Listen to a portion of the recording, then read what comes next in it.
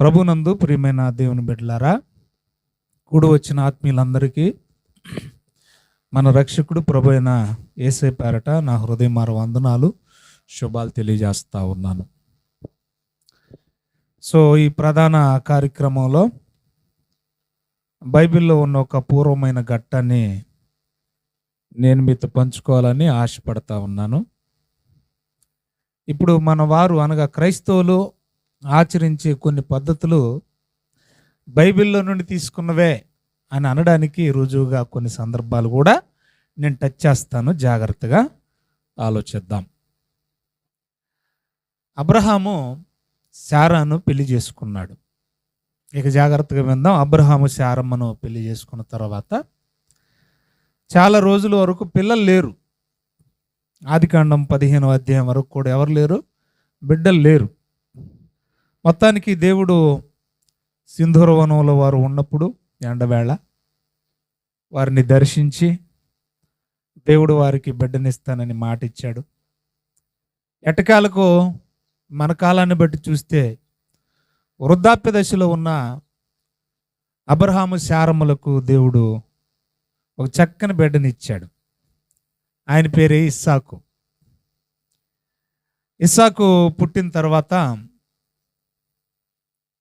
ఆమె మొత్తానికి జీవితకాలం అంతా చెబుతూ ఉన్న 23వ అధ్యాయం ఆదికాండం 1వ వచనంలో 120 ఏండ్లు బ్రతికి అని వ్రాయబడింది. దాదాపు 90 ఏళ్లకు ఇస్సాకును కన్నది. అబ్రహాంకి ఎన్ని 100 ఏళ్ళు, దాదాపుగా ఒక 90 ఏళ్ళు ఉంటాయి. ఎవరికి? శారమ్మకి. సరే, ఒక 90 ఏళ్ళకి ఆ బిడ్డ పుడితే ఆ బిడ్డను కన్న తర్వాత ఒక 37 సంవత్సరాలకు చనిపోయింది. అంటే మొత్తం జీవించిన కాలం ఎంత? 127 సంవత్సరాలు. ఆమెకు 127 సంవత్సరాలు అయినప్పుడు మరి ఈ బాబుకి ఎంత ఉంటుంది వయసు? 37. 90 ఏళ్ళప్పుడు బిడ్డను కన్నది. 127 సంవత్సరంలో ఆవిడ చనిపోయింది. అంటే దాదాపుగా ఇస్సాకు వయసు 37 సంవత్సరాలు. మొత్తానికి శారమ్మ చనిపోయిందండి.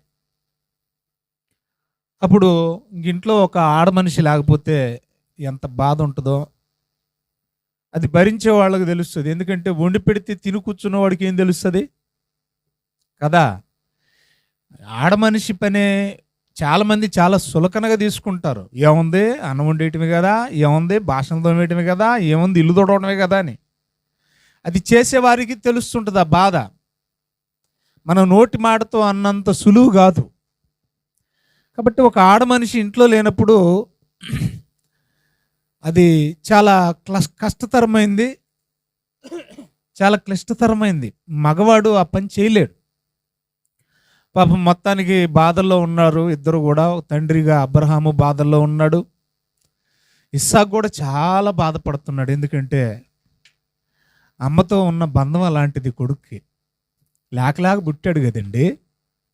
కాబట్టి ఎంత ప్రేమించుంటుంది ఆ అమ్మ, ఆ తల్లి ఇస్సాకుని ఎంత ప్రేమించుంటుంది. ప్రేమించబట్టే కదా 20వ అధ్యాయం మనం చదువుతాం. దేవుడు అంటాడు కదా, నీవు ప్రేమించుచున్న నీ ఒక్కగానొక్క కుమారుణ్ణి నాకు బలిమ్మంటాడు. అంత ప్రేమిస్తూ ఉన్నారు. మరి అంత ప్రేమించే తల్లి దొరికినప్పుడు ఇస్సాకు కూడా అమ్మ మీద చాలా ప్రేమ ఉంటుంది కదా. సాధారణంగా ఎక్కువగా పిల్లలకి అమ్మతోనే ఎఫెక్షన్ ఉంటుంది, అమ్మతోనే బంధం ఉంటుంది ఎక్కువగా. ఎందుకంటే నాన్న ఉదయం లేస్తే పనులకు వెళ్ళిపోతాడు, ఆయనతో ఉన్న బంధం తక్కువ ఉంటుంది. మోస్ట్లీ పిల్లలకి తల్లితోనే సత్సంబంధాలు ఎక్కువ ఉంటాయి, సహవాసం ఎక్కువ ఉంటుంది, బాండింగ్ ఎక్కువ ఉంటుంది. అమ్మను కోల్పోయాడు, అమ్మ చనిపోయింది, అబ్రహాముకి భార్య చనిపోయింది. ఆ టైంలో అబ్రహాము గారికి 318 మంది దాసులు ఉన్నారు. ఇంట్లో పనోళ్ళు ఎంతమంది? మన ఇంట్లో 4 ఉంటే మనల్ని పట్టుకుంటారా? ఇంకెవరైనా ఆగుతాం మనం? మన ఇంట్లో 4 పనోళ్ళు ఉన్నారనుకోండి, మనకి అబ్బో మనం నిలబడం భూమి మీద. మన పాదాలకు మట్టి ఉంటుందేటి, గాళ్ళు తిరిగేమో. రైట్. అబ్రహాంకి ఎంతమంది అంట పనోళ్ళు? 318 మంది సేవకులుంటే ఆ 318 మందికి హెడ్ ఎవరు? పెద్ద దాసుడైన దమస్కు ఎలియాజరు. సేవకులకి హెడ్ ఎవరు? పెద్ద దాసుడు అన్నాడు. అందుకని ఎలియాజర్ని పిలిచాడు. పరిస్థితి అంతా చెప్పాడు. ఎలియాజరు, ఒరేయ్యా, మరి అమ్మగారు చనిపోయారు కదా, పిల్లడుగు చూడబోతే 37 సంవత్సరాలు వచ్చేసినాయి, ఇంట్లోనేమో ఆడదిక్కు లేదు, ఆడ మనిషి లేనప్పుడు పడే పాటలు ఎంతమంది పనోళ్ళు ఉన్నా కానీ ఆవిడ లెక్క వేరు కదరా. సో నువ్వేం చేయాలంటే అబ్బాయికి ఒక మంచి సంబంధాన్ని తీసుకురావాలి. కండిషన్లో పెడతా ఉన్నాడు. రా, వచ్చి తొడ కింద చేయబెట్టు. అప్పట్లో ప్రమాణం అలా చేసేవాళ్ళు. పెద్ద దాసుని పిలిచి తొడ కింద చేయట్టించుకొని మాటలన్నీ చెప్తా ఉన్నాడు ఎలియాజర్కి. అబ్రహాము, నువ్వు వెళ్ళేటప్పుడు ఒంటరిగా వెళ్ళకో, ఒక 10 మందిని తీసుకో, ఒక 10 ఒంటులు తీసుకో. అర్థమవుతుందా? ఇవన్నీ నేను చూపిస్తా రెఫరెన్స్లో. ఒక 10 మంది పనివాళ్ళని తీసుకో, 10 ఒంట్లు కూడా తీసుకో. తర్వాత ఆస్తి బోల్డ్ ఉంది, ఆయనకి వెండి బంగారం చెప్పలేనంత ఉంది అబ్రహాం గారికి. పోత కొంత వెండి కొంత బంగారాన్ని కూడా వెంట పెట్టుకెళ్ళు. కండిషన్ ఏంటంటే, మనం నివసిస్తున్న పరిసరాల్లో కనాను స్త్రీలు ఉన్నారే, అందంగా ఉంటే చాలని పై రూపాన్ని చూసి అమ్మాయిని తీసుకురావద్దు. ముఖ్యంగా కనానీల్లో ఏ స్త్రీని కూడా తీసుకురావద్దు.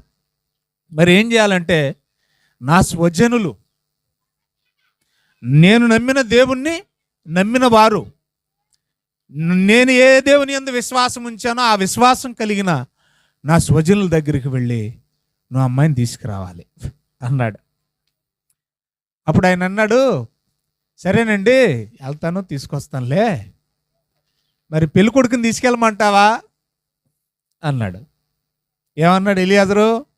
ఇస్సాకుని తీసుకెళ్ళాలి. పెళ్లి చూపులు అంటే సాధారణంగా ఎలా ఉంటాయి చెప్పండి? పెళ్లి కొడుకు లేకుండా పెళ్లి చూపులు పెళ్లి చూపులు ఉంటాయా? ఉండవు. కానీ చిత్రం ఏంటో తెలుసా? అబ్రహాం అన్నాడు, అబ్బాయిని తీసుకెళ్ళడానికి వీలు లేదు. అబ్బాయి లేకుండా పెళ్లి చూపులు జరిగింది చరిత్రలో ఎక్కడా? ఇది 24 అధ్యాయాలు కనపడుతుంది మనకి. ఇస్సాకుని తీసుకెళ్ళకూడదంట. అబ్రహాం కండిషన్ పెట్టాడు, అబ్బాయిని తీసుకెళ్ళకూడదు, 10 మంది పనులు తీసుకెళ్ళు, 10 ఒంట్లు తీసుకెళ్ళు, వెండి తీసుకెళ్ళు, బంగారం తీసుకెళ్ళు, ఈ జర్నీకి కావలసినవన్నీ కూడా తీసుకెళ్ళు. మెసొపొతేమియాలో నా స్వజనులు ఉన్నారు. ఎక్కడున్నారు స్వజనులు? మెసొపొతేమియాలో ఉన్నారు. అక్కడికి వెళ్ళి తీసుకురావాలి అని చెప్పినప్పుడు సరేనయ్యా అనుకున్నాడు. అబ్బాయిని తీసుకెళ్ళకూడదు. మొత్తానికి 10 ఒంటెలు, 10 మంది పనోళ్ళని తీసుకొని వారి జర్నీకి అనగా ప్రయాణానికి కావలసిన సామగ్రి, భోజనాలు, నీరు అన్నీ కూడా. మరి ఎన్ని రోజులైనా పట్టొచ్చు. ఒంట్ల మీద ప్రయాణం అంటే ఒంట్లు ఏమైనా గుర్రాల్లాగా పరిగెడతాయా? పరిగెట్టవు, జాయిగా వెళ్తాయి. అదంతా కూడా ఎడారి ప్రాంతం అది. కాబట్టి ఎడారుల్లో ఒంటిలే చక్కగా ప్రయాణం చేసే గుర్రాలు పరిగెత్తలేవు. సరే, మొత్తానికి జర్నీ అయితే ప్రారంభించి అలా అలా అలా ప్రయాణం చేసి వెళుతూ ఉన్నాడు. ప్రమాణం తీసుకున్నాడు. తీసుకున్న తర్వాత, అయ్యా సరే వెళతాను, ఒకవేళ ఏ అమ్మాయి అయినా సెట్ కాకపోతే అని అంటే అప్పుడు అంటాడు అబ్రహాము, ఒకవేళ అమ్మాయి సెట్ కాక అమ్మాయి నీతో పాటు రాకపోతే, అదేంటంటే అబ్బాయిని చూడకుండా అమ్మాయి ఎలా పోతుంది? ఇప్పుడు పెళ్లి చూపులకు అబ్బాయిని తీసుకెళ్ళలేదు, అదిగో మా సునీత వస్తుంది వెనకాల. ఆ పిల్ల పెళ్లి కొడుకుని చూడకుండానే నేను చేసేసుకుంటానంటదేంటి? అలాగని చెప్పేసి వచ్చేస్తుంది స్టేజ్ మీదకి? రాదు కదా. అలాగున ఇక్కడ చిత్రం ఏంటంటే, అలా రాకపోతే ఎలాగండి అని అంటే, అయితే నా తొడ కింద నువ్వు చెయ్యట్టి ప్రమాణం చేసింది అప్పుడు జల్లదులే అని అన్నాడంట. ఎంత భయమో చూడండి ఈ పెద్ద దాసుడైన ఎలియాజర్కి.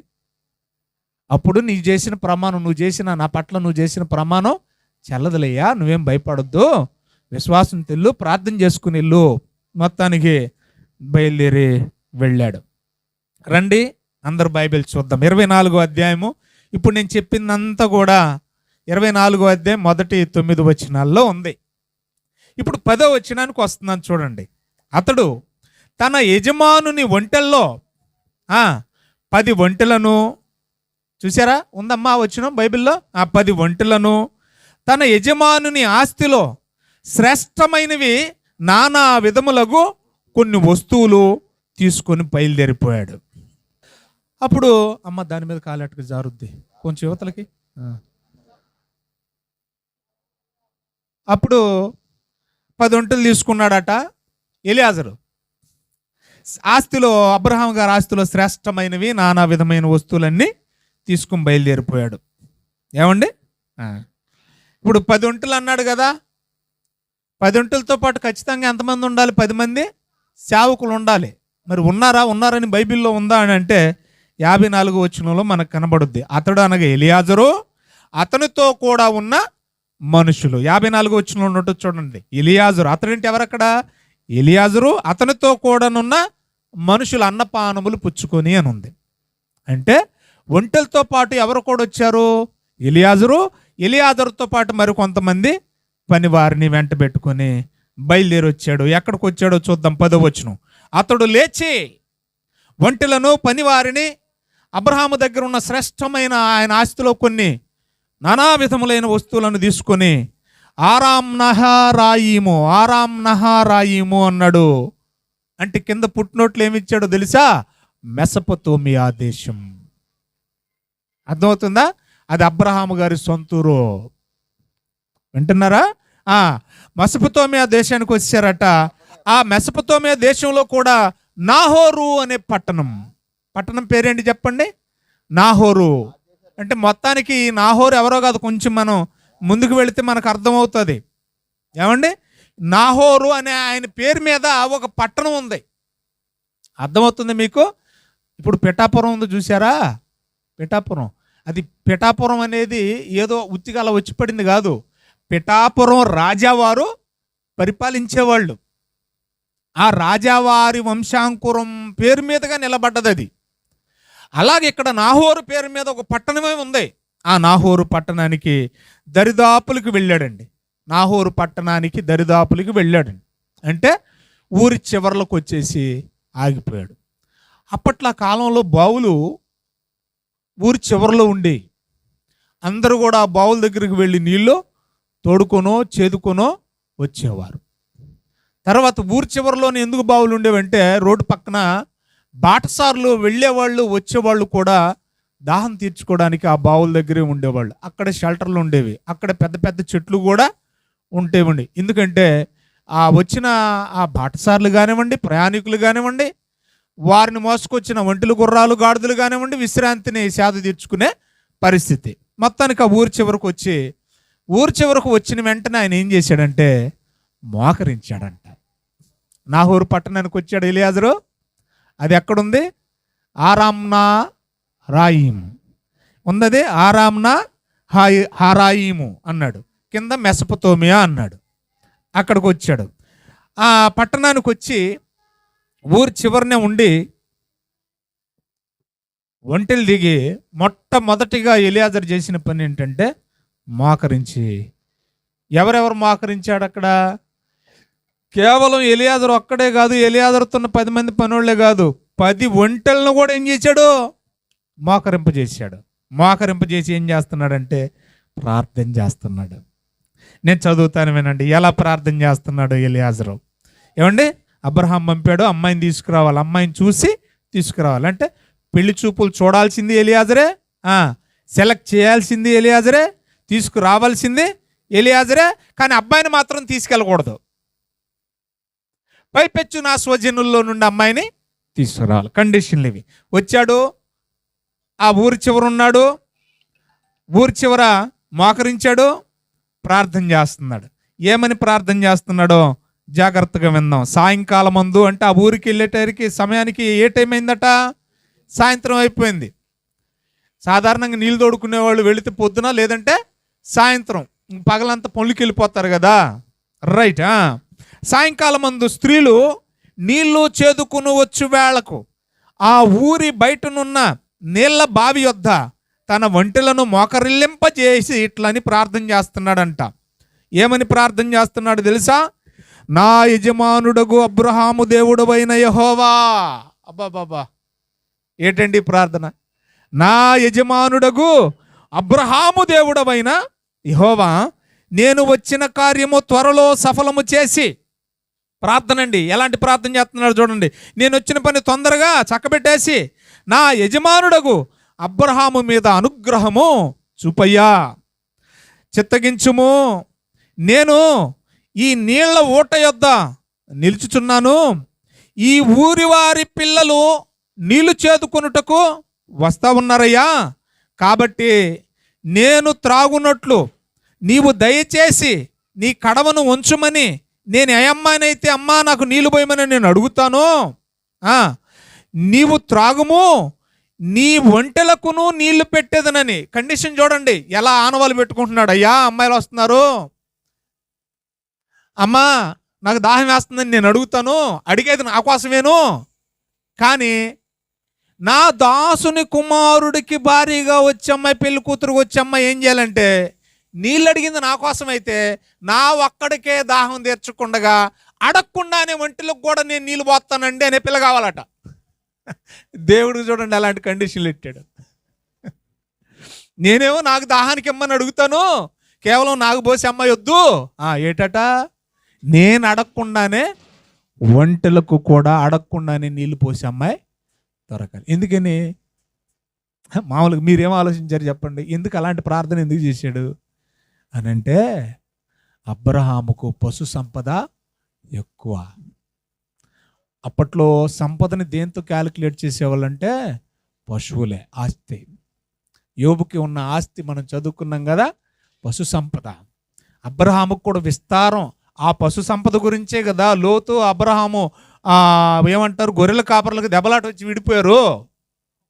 కాబట్టి వచ్చి అమ్మాయి కేవలం ఇస్సాకుని వాళ్ళ మామగారైన అబ్రహామును మాత్రమే చూసుకునేదై ఉండకూడదు, వారి పశు సంపదను కూడా జాగ్రత్తగా చూసుకునేదై ఉండాలి అని ప్రార్థన చేస్తూ ఉన్నాడు. అయ్యా నేను నీళ్ళు అడుగుతాను, ఆమె కేవలం నాకే కాదు ఏం చేయాలంట, ఈ ఒంటిలో కూడా నీళ్లు చేది పోసి పెట్టే చిన్నది రావాలి అని ప్రార్థన చేస్తూ ఉన్నాడట.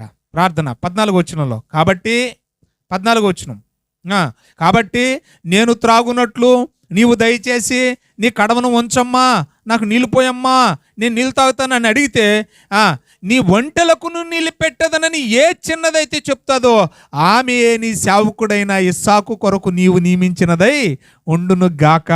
అందువలన నీవు నా యజమానుని మీద అనుగ్రహము చూపితవని నాకు ఆనవాళ్ళు తెలిసిపోద్దే. ప్రార్థనలో ఉన్నాడా? ఏమ్మా నా వైపు చూడండి. ఎలియాజరు ఏం చేస్తున్నాడు? ప్రార్థన చేస్తూ ఉన్నాడు, ఇంకా ముగించలా.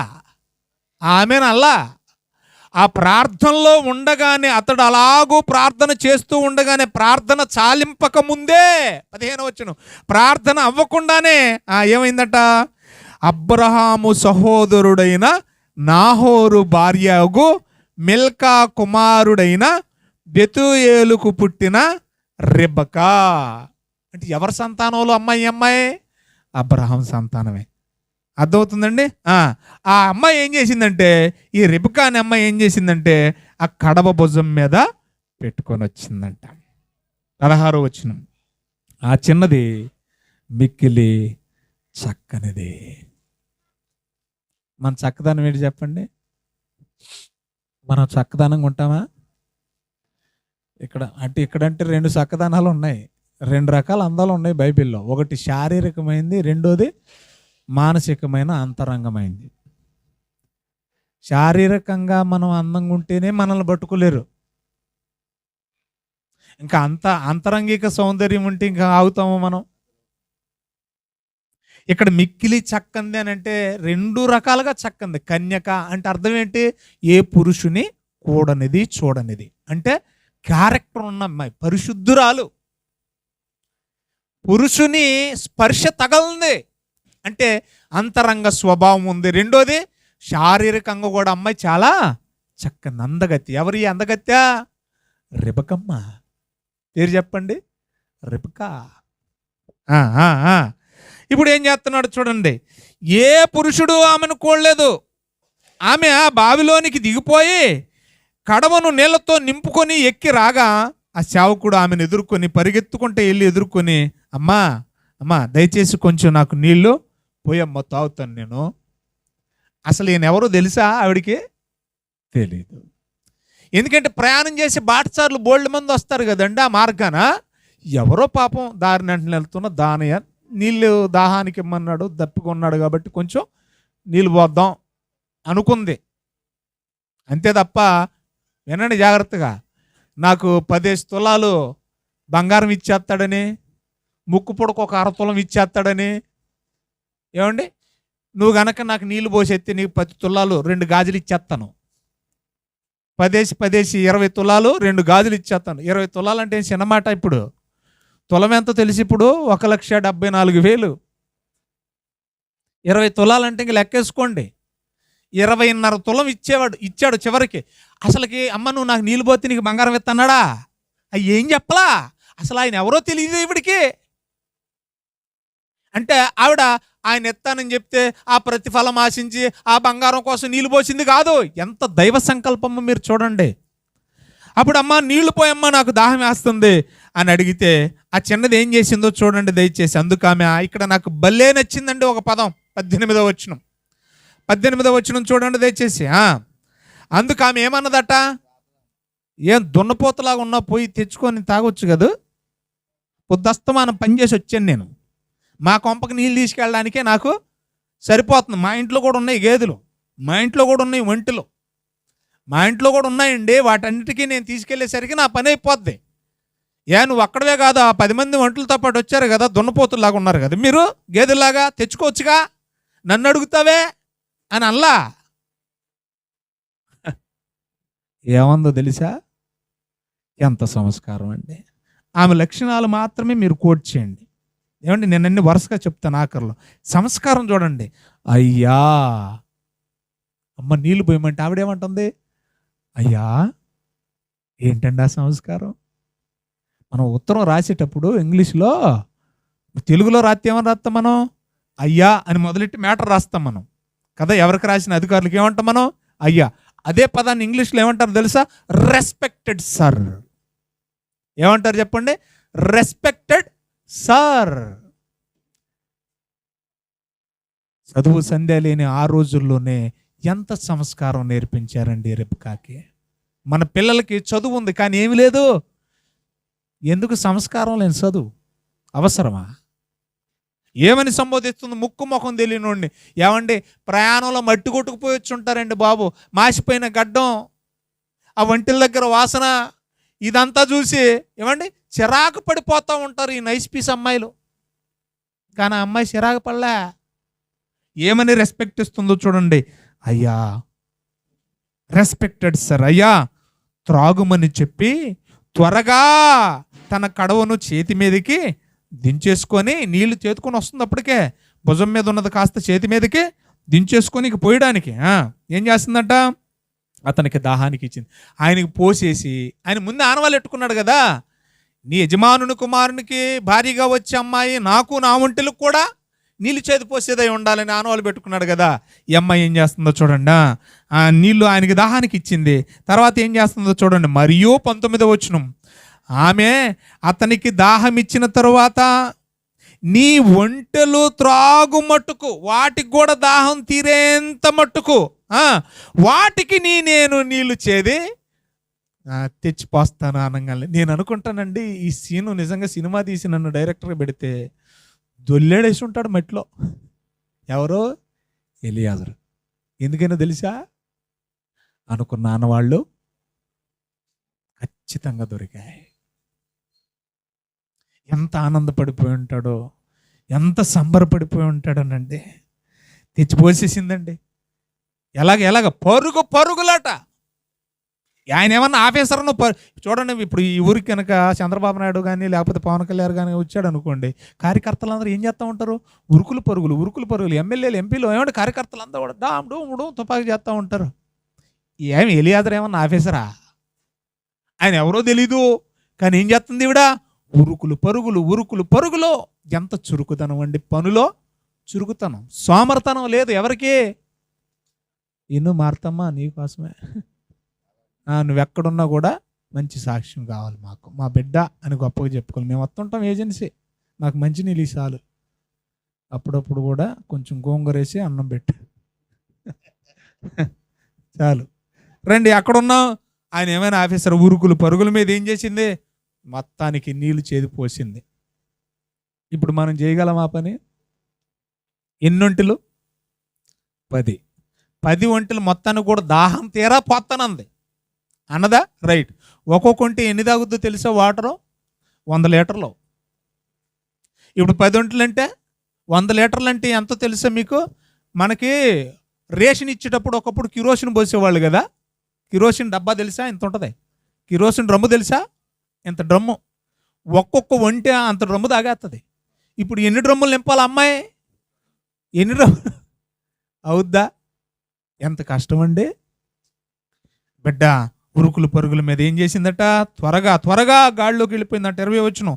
తన కడవను కుమ్మరించి తిరిగి చేదుటకు ఆ బావికి పరుగెత్తుకొని పోయి అతని ఒంటెలన్నింటికి నీళ్లు చేది పోసేసిందట. అన్నీ చేది పోసిన తర్వాత ఈయనకి దాహం తీరింది, పనివాళ్ళకి దాహం తీరింది, ఒంటెలకి దాహం తీరింది, నెమ్మదైపోయారు. వినాలిక నెమ్మదైపోయి ఆరాధిస్తున్నాడు. ఇక అమ్మా నీ పేరేటమ్మా? మీ అమ్మ నాన్నల పేరేటమ్మా? మరి చుట్టుపక్కల పల్లెలు ఉన్నాయి కదా, ఇంతకీ నువ్వు ఏ పల్లెకి సంబంధించిందానమ్మా? ఎవరు కుమార్తెవమ్మా అని చెప్తే మ్యాటర్ అంతా చెప్పేసింది. చెప్పిందా? మా నాన్నగారు ఫలానా, మా అమ్మగారు ఫలానా, విషయం అంతా. మా సహోదరుడు ఉన్నాడు ఒక ఆయన లాభాను. సో ఈ విషయం అంతా చెప్పేసింది. చెప్పిన తర్వాత మళ్ళీ చివరగా ఇంకొకటి మళ్ళీ పైపిచ్చు ఇంకొకటి పురమాయించేస్తున్నాడు పని. అదేంటంటే, అమ్మా నీళ్ళు బాగానే చేతి పోసేవాళ్ళే కానీ చీట పడిపోయింది కదా బాబయ్య, చీట పడిపోయింది కదా, ఎక్కడికి వెళ్ళాం? ఏమైనా మీ ఇంటి దగ్గర ఉండొచ్చా ఈ రాత్రికి? ఏ యవ్వన బిడ్డ అయినా అమ్మ నాన్నల పర్మిషన్ తీసుకోకుండా ఎవరినైనా తీసుకొస్తుంది ఇంటికి? అర్థమవుతుంది మీకు? అంటే ఆ కుటుంబం ఎంత చారిటీ కలిగిన వాళ్ళు, ఎంత దాన గుణం కలిగిన వాళ్ళు, ఎంత సహాయ గుణం కలిగిన వాళ్ళు అయితేనా ఆ స్వభావం పిల్లలకు కూడా వస్తుంది. అమ్మాయి రాత్రికి మీ ఇంటి దగ్గర ఉండొచ్చు అంటే ఆ పిల్ల అమ్మ బాబులకు ఫోన్ చేయాలి. అప్పుడు ఫోన్లు ఎక్కడే? ఏమేమా నీ దగ్గర ఎవడో వచ్చాడో మన ఇంటికి వస్తాడు అంటాను ఫోన్ చేయడానికి అప్పుడు ఫోన్లు ఉన్నాయా? లేవు. వెంటనే తడుముకోకుండా చెప్పేసింది. ఏమని చెప్పిందో తెలుసా? అయ్యా మీరు బేసిక్గా రావచ్చయ్యా, మీకే కాదు మాకు కూడా ఒంట్లు ఉన్నాయి. పైపిచ్చేముందో తెలుసా? ఆ ఒంటెలు తినడానికి గడ్డు కూడా సమృద్ధిగా మాకు ఉంది, మీరు రావచ్చు, మీరు మా దగ్గర విశ్రాంతి తీసుకోవచ్చు అని చెప్పినప్పుడు ఇక ఏమి తడుకోకుండా ఆ అమ్మాయి చేసిన సహాయానికి, ఆ అమ్మాయి పద్ధతికి ఆనవాళ్ళు తెలిసిపోయింది కాబట్టి వెంటనే 2 చేతులకి 20 కాసులు. దేవుని స్తోత్రం చెప్పాలా? ఎన్ని కాసులు? మనం ఏం చేస్తాం ఏమండి? అబ్బాయి తరఫున కట్నం అడుగుతాం మనం, ఇక్కడ ఎదురిచ్చి తీసుకెళ్ళిపోతున్నాడు. అమ్మాయికి ఇచ్చేస్తున్నారు చూడండి, ఇక్కడ ఇస్తున్నారా? 2 చేతులకి ఏం చేస్తున్నారు? బంగారపు కడియములు, గాజులు, ముక్కుకు ముక్కు వేసరా. చదివేయండి, ఎంత బాగుంటుంది ఆ సందర్భం. ఇది మీరు ఇంటికి వెళ్ళాక కూడా చదవండి. 22వ వచనం. ఒంటెలు త్రాగుటైన తర్వాత, శాత తీరిన తర్వాత ఆ మనుషుడు, ఎవరు ఆ మనుషుడు? ఎలియాజరు ఏం చేశాడంట? 1/2 తులము ఎత్తుగల బంగారపు ముక్కు కమ్మి. అంటే ముక్కు బేసర అంటామే, ఏమంటారు మీరు? ముక్కు బేసరని ఏమంటారు చెప్పండి? ఏదో ఒకటి ముక్కుది ఏది కదా, ఏమంటారు? ముక్కు పుడక. ఎంతదంటే ఇది? ఎంత ఎత్తు? 1/2 తులం. మరి మీరు కాసుల్లో చెప్తారు. తులం అంటే ఎంతమ్మా? తులం అంటే కాసు కంటే ఎక్కువట. సంథింగ్ అలాగ ఉంటుంది, నాకు తెలియదు, ఎందుకంటే నేను బంగారం పెట్టుకోను. ఎప్పుడైనా చూసారా నా మెల్లో కానీ, ఒళ్ళో కానీ, దల్లో కానీ, ఏళ్ళకి కానీ, ముక్కుకు కానీ, చెవులకు కానీ పెట్టుకున్నాను? అంటే నాకు అలవాట్లేదు, ఇది అలవాట్లేదు. ఎందుకని? వేరే ఏం కాదు, పెట్టుకుంటే తప్పేం కాదు, మీరు పెట్టుకోండి, ఉంటే మంచిది. ఎక్కడున్నావు? బంగారం దగ్గర ఉన్నాం. ముక్కు బేసర ఎంత? 1/2 తులం. ఆగలా? చదవండి దయచేసి. 1/2 తులం ఎత్తుగల బంగారు కమ్మి. తర్వాత ఆమె చేతులకు 10 తులముల ఎత్తుగల 2 బంగారు కడియాలు తీసాడు. ఎందుకంటే ఆల్రెడీ వస్తా ఏం చేశాడు? ఎలియాజరు వస్తా ఏం చేశాడు? అబ్రహాముకున్న శ్రేష్టమైన ఆస్తిలో నానా విధమైన వస్తువుల్లో ఇవి కూడా ఉన్నాయి. తీసుకొచ్చేసి మొత్తానికి నేను ముందే ఏం చేశాడంటే మొత్తం ఒకేసారి ఇచ్చేలా, ముందు ముక్కు బేసరి ఇచ్చాడు, తర్వాత 2 గాజులు ఇచ్చాడు. ఏమండి అని ఆరదీసిన తర్వాత మొత్తానికి అమ్మాయి వీళ్ళని తీసుకుని ఇంటికి వెళ్తే ఫస్ట్ వాళ్ళ అన్నయ్య చూశాడు. ఇదేటిది, బావి దగ్గరికి వెళ్ళేటప్పుడు చేతులు ఖాళీకి వెళ్ళింది కదా అమ్మా, నువ్వు దగ్గరికి వెళ్ళేటప్పుడు అమ్మాయి చేతులకి ఏమీ లేవు కదా, నువ్వు దగ్గరికి వెళ్ళినప్పుడు ముక్కుకి ఏమీ లేవు, ఇదేంటి ఇది బంగారం కొట్టుకు వెళ్ళిందా బావి దగ్గరికి వెళ్ళిందా, ఎక్కడికి వెళ్ళింది, నువ్వు దగ్గరికి అది వెళ్ళేవి ఎలాగొచ్చేసి వెళ్ళా అన్నాడట. అని అంటే అమ్మాయిక మ్యాటర్ అంతా చెప్పేసింది. చెబితే ఇక వాళ్ళ ఆనందానికి అంతు లేదు. రైట్, ఇప్పుడు వాళ్ళ అమ్మ బాబులు మొత్తానికి లాభాను అందరు కలిసి ఎలియాజర్ని ఆరాధిస్తే అబ్రహాము తొడ కింద చేయి పెట్టుకుని ప్రమాణం చేపించింది మొదలు నువ్వు దగ్గరకు వచ్చి ఆనవాళ్ళు కలుక్కున్న వరకు మొత్తం స్టోరీ అంతా చెప్పేశాడు. అర్థమైంది మీకు? స్టోరీ అంతా చెప్పేశాడు. చెప్పినప్పుడు వీళ్ళు కూడా ఇష్టపడ్డారు. ఈ రాత్రికి మా దగ్గర మీరు ఉండండి, మీరు మీ పనివారు ఉండండి, భోజనం చేయండి అని అంటే భోజనం మాత్రం చేయమండి అన్నారు. ఏనండి ఏటట, ఉండండి భోజనం చేయండి అంటే ఏమన్నారు వీళ్ళు? భోజనం చేయమని. ఎందుకని చెప్పండి సామెత. ఇప్పుడు మనం చేసేది అదే. మన వాళ్ళు కూడా చాలామంది అలా చేస్తారు. పోతినవండి అయ్యా మాటలు అవ్వకుండా, కానీ గతికితే అతకదంట. అది ఇక్కడి నుంచి తీసుకొచ్చారు. 33 వచ్చిన చూడండి, 33 వచ్చిన, అతనికి భోజనము పెట్టండి. మన అమ్మాయిని ఇచ్చేస్తున్నాం కదా, భోజనం పెట్టండి అని అంటే అతడు ఏం చేశాడట, అమ్మా నేను వచ్చిన పని అవ్వకుండా భోజనం మాత్రం తినను అని లాభంతో చెప్పాడంట అమ్మాయి సహోదరుడితో. మనం దీన్ని ఎలా తీసేసుకున్నాం? మనం గతికితే ఎవడు చెప్పాడు? నేను చాలాసార్లు గతికాను మీ అమ్మగారు వాళ్ళ ఇంట్లో, మరి నాకు అతికింది ఎవరు చెప్పారండి? ఇవన్నీ ఉత్తి మాటలండి బాబు. గతికితే అతకదనే మాటలన్నీ కూడా ఉత్తి మాటలే. దాన్ని ఇలా రానివ్వకండి, స్టాండ్ పట్టేసుకుంటుంది. రికార్డింగ్లో నాకు తెలిసి ఆ పిల్ల పట్టుకుంటుంది, పట్టేసుకుంది బాబయ్య. ఈ పాపం తీయండి మరి అక్క, మెరక్క ఆ పిల్లని తీసుకు. రైట్, అంటే రికార్డింగ్ సరిగ్గా అవుతుందా లేదని చెక్ చేయడానికి వచ్చింది అమ్మాయి. ఎక్కడున్నాం మనం బాబు? భోజనం అయితే చెయ్యం, ముందు మీ నుంచి మాకు ఒక మాట అవితేనే భోజనం. ఇంతకీ మా అబ్బాయికి మీ అమ్మాయిని ఇస్తారా లేదా? విషయం చెప్పండి. మీరు ఇస్తానంటేనే భోజనం. అప్పుడు అమ్మాయిని తీసుకెళ్ళి సాటు మాటకి, ఏ అమ్మా నీకు ఇష్టమేనా? మాకిష్టమే, నీకు ఇష్టమేనా అంటే మీ ఇష్టమే. ఇలాంటి సంస్కారవంతులను చూస్తాం మనం. అని ఇష్టపడ్డాను నేను, మీకు ఇష్టమైతే రండి పెళ్ళికి. ఎక్కడ పెళ్ళి ఇది? పోలీస్ స్టేషన్లో పెళ్ళి, అమ్మ బాబుల పెళ్ళి కాదు ఇది.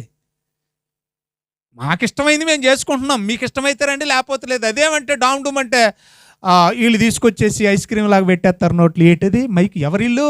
మీడియా వాళ్ళు. ఏమ్మా ఎక్కడి నుంచి వచ్చారు, ఏం జరుగుతుంది, ఎందుకు డామ్ డూమ్ అంటే అప్పుడు వాళ్ళు మాటలు ఏమంటారు తెలుసా? పెద్ద పెద్ద మాటలు మాట్లాడేస్తున్నారు. ఏమని?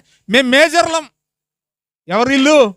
మేము మేజర్లం, ఎవడు పర్మిషన్ అక్కర్లేదు. నీకు నోరు ఎలాగొచ్చిందే బాబు? నిన్ను కన్నా అమ్మ బాబులు ఉన్నారు కదా, నిన్ను పోషించిన అమ్మ బాబులు ఉన్నారు కదా, నీకు పెట్టుబడి పెట్టి చదివించిన అమ్మ బాబులు ఉన్నారు కదా, చెమటను రక్తంగా మార్చి తమ కష్టార్జితంతో నిన్ను చదివించిన అమ్మ బాబులు ఉన్నారు కదా, అవి జల్లవి. ఇప్పుడు మేము మేజర్లం. ఏజర్లు వీళ్ళు. అది సంస్కారం చూసి నేర్చుకోవాలి. అర్థమవుతుందా? ఏమంటుంది? డాడీ, మమ్మీ, అన్నయ్య, మీ అందరికి ఇష్టమైతే నాదేముంది, మీకంటే నాకు ఎక్కువ తెలుసా, నా క్షేమాన్ని కోరేవాళ్ళు కదా మీరు అని అంటే మొత్తానికి అందరికీ ఇష్టమైపోయింది. కానీ ఇప్పుడు పంపించాలంటే కొంత బెంగ వచ్చేసింది వాళ్ళకి. ఎందుకంటే ఇన్నాళ్ళు మా ముందు ఉంది, మా ఎదురు పెరిగింది, మా మధ్యలో ఉంది, బిడ్డని సడన్గా పంపించాలంటే ఏమవుతుంది చెప్పండి? కొంచెం మనసుకు బాధ కదా, బాధ లేదా? అప్పుడప్పుడు మీరు చూడండి కొన్ని వీడియోలు కూడా అప్పగింతల వీడియోలు ఉంటాయి యూట్యూబ్లో. ఏ వీడియోలు ఉంటాయి చెప్పండి? అప్పగింతలు. అమ్మాయి వెళ్ళిపోతూ ఉంటుంది అనమాట. అమ్మ చూడండి, అబ్బాయి తరఫున బంధువులు వచ్చినట్టుకున్నారు, దయచేసి ఆ కుర్చీలు వేయండి, కుర్చీలేయండి, కుర్చీలేండి. వాళ్ళని జాగ్రత్తగా చూసుకోండి, గౌరవంగా చూసుకోండి. అమ్మా ఎవరిని బిడ్డలో రండి, వెళ్ళి చూసుకోండి వాళ్ళని. అమ్మ వాక్యం సాగుతూ ఉంటుంది. ఇంక 10 నిమిషాలు అయిపోయిన వెంటనే మీ కార్యక్రమాన్ని మనం చక్కబెడదాం. ఇక అప్పగింతల కార్యక్రమం అక్కడే ఉంచండి, నేను చెప్తాను. అక్కడే ఉంచండి, నేను చెప్తానమ్మా, కంగారు పడకండి. రైట్. ఇక అమ్మాయిని పంపించి అప్పగింతల కార్యక్రమం కాబట్టి కొంత బెంగ వచ్చేసింది. వినాలి, కుర్చీలు వేసేవాళ్ళు వేయండి, మీరు మాత్రం ఖాళీగా ఉన్నోళ్ళు వినండి, పని చేసేవాళ్ళు చేయండి. అప్పగింతల కార్యక్రమం వచ్చేసరికి బెంగ వచ్చేసింది. వచ్చి వాళ్ళు అడుగుతున్నారంట, అయ్యా ఒక 10 రోజులు మా అమ్మాయిని మా దగ్గరే ఉంచండి, ఆ తర్వాత తీసుకెళ్ళిపోతురు కానీ. ఎన్ని రోజులు చెప్పండి అమ్మా? 10 రోజులు ఉంచండి అంటే అప్పుడు ఎలియాజరు అన్నాడంట, అమ్మ బాబోయ్, నేను ఇప్పటికి చాలా రోజులు అయిపోయింది, ఇంకొక 10 రోజులు ఇక్కడ ఉన్నానంటే నా యజమానుడికి సమాచారం నేను త్వరితగతిని అందించలేను కదా, ఆయన కంగారు పడిపోతాడు, దయచేసి ఏమనుకోకండి అమ్మా, నన్ను అర్థం చేసుకోండి అమ్మా అని అంటే మళ్ళీ షాటుకి తీసుకెళ్ళిపోయారు ఈ పిల్లని. ఏమ్మా అర్జెంటుగా వెళ్ళాలంట, మరి నువ్వేమంటావంటే ఏమంటుంది? కుదరదు, 10 రోజులు ఉండాల్సింది అల్లా. విధేయత. వెంటనే వెళతానందండి. వెంటనే ఎంత విధేయత చూడండి. మన పిల్లలకు ఉందా ఈ విధేయత? వెంటనే వెళ్తానంది. మొత్తానికి ఆ అమ్మాయిని, ఎవరిని అమ్మాయి అక్కడ, రెబెక్కమ్మని, తనతో పాటు కొంతమంది పనివారానికి చెలికత్తెల్ని వెంట పెట్టుకొని అదే ఒంటెల మీద తీసుకొని ప్రయాణమై వెళతా ఉన్నారు. ఎక్కడి నుంచి ఎక్కడికి వెళ్తున్నారు? నాహోరు నుండి. ఎక్కడికి వెళ్తున్నారు? ఎక్కడైతే అబ్రహాము కాపురం ఉన్నాడో ఆ ప్రాంతానికి వెళుతున్నారు. మొత్తానికి దగ్గర దరిదాపుల్లోకి వెళ్ళేసరికి ఆ ఊరు చివరన తోటల్లో, ఆ చేలల్లో ధ్యానంలో ఉన్నాడంట ఇస్సాకు.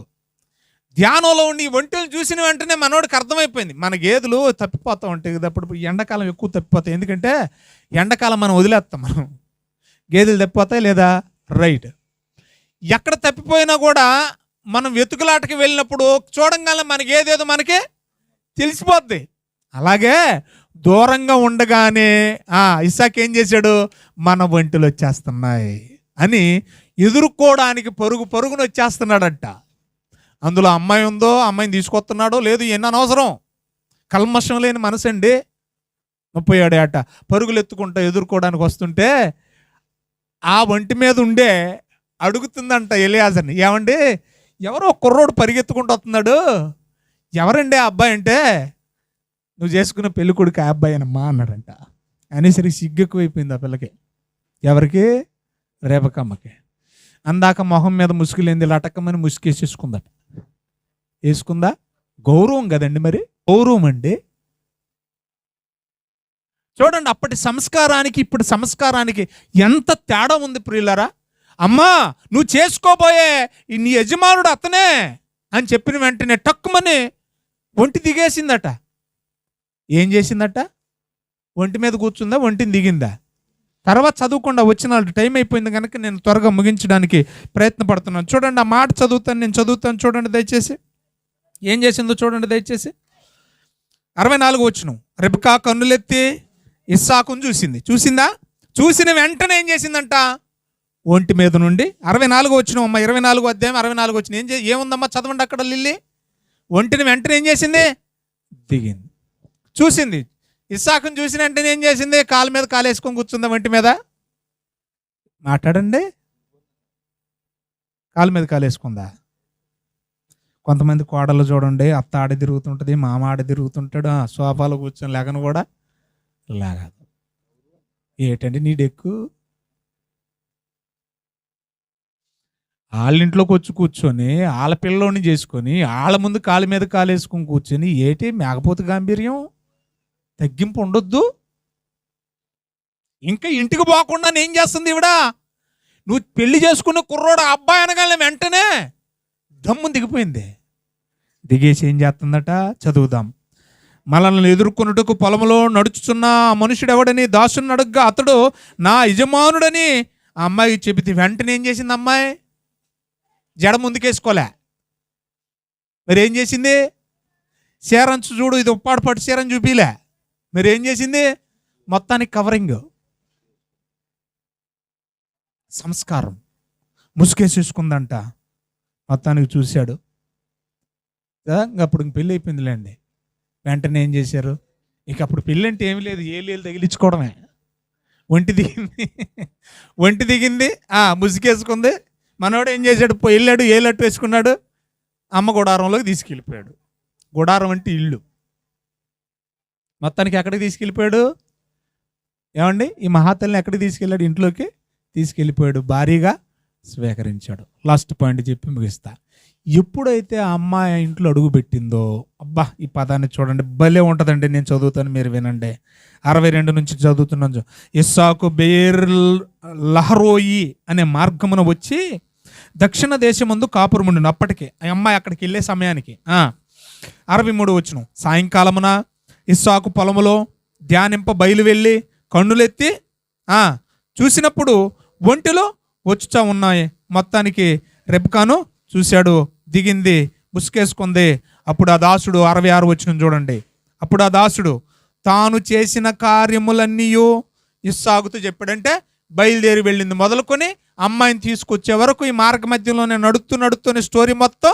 ఒరే బాబు, నీ నీకు అమ్మాయిని ఎలా చూసామో తెలుసా, పలానా బావి దగ్గరికి వెళ్ళాం, అప్పుడు కడవ తీసుకొని వచ్చింది కదా. మొత్తానికి అమ్మాయిని గుడారంలోకి తీసుకెళ్ళిపోయాడట. అట్లు రెబ్కాను పరిగ్రహించును. ఆ అమ్మాయి ఆ ఇంట్లోకి వచ్చిందట. చివరి లైను 67 వచనం చివరి లైను. అతడు ఆమెను ప్రేమించి. పెళ్లికి ముందు ప్రేమించాడా, పెళ్లి చేసుకున్నాక ప్రేమించాడా? పెళ్ళాన్ని ఎప్పుడు ప్రేమించాలి? ఇప్పుడు అంతా రివర్సు. పెళ్లికి ముందు ప్రేమించేస్తున్నారు, పెళ్ళి అయ్యాక చంపేస్తున్నారు.